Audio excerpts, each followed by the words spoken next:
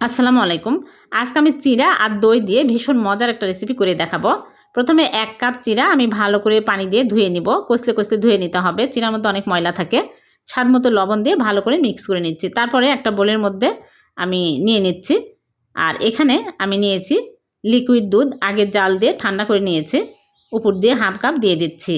তারপরে দিয়ে দিচ্ছি দই। এখানে দই নিয়েছি ১ কাপ, ভালো করে ফেটিয়ে নিয়েছি। উপর দিয়ে সমান করে দিয়ে দিচ্ছি। খুবই হেলদি এই চিড়ার নাস্তা, এভাবে বানিয়ে দেখবেন, খেতে কিন্তু দারুণ মজার হয়। ইফতারিতে রাখতে পারবেন, মন প্রাণ কিন্তু ঠান্ডা হয়ে যাবে এই চিড়ার ডেজার্ট খেলে। উপর দিয়ে আমি কলা দিয়ে দিচ্ছি, যে কোনো ফলই দিতে পারবেন। তারপরে কিশমিশ দিয়ে দিচ্ছি, আর সাইড দিয়ে দিয়ে দিচ্ছি ক্রিম। খুবই মজার। আর ভিডিওটি যদি ভালো লেগে থাকে লাইক কমেন্ট শেয়ার করে দেবেন, পেজটিকে ফলো দিয়ে রাখবেন, সাবস্ক্রাইব করে রাখবেন। আল্লাহ।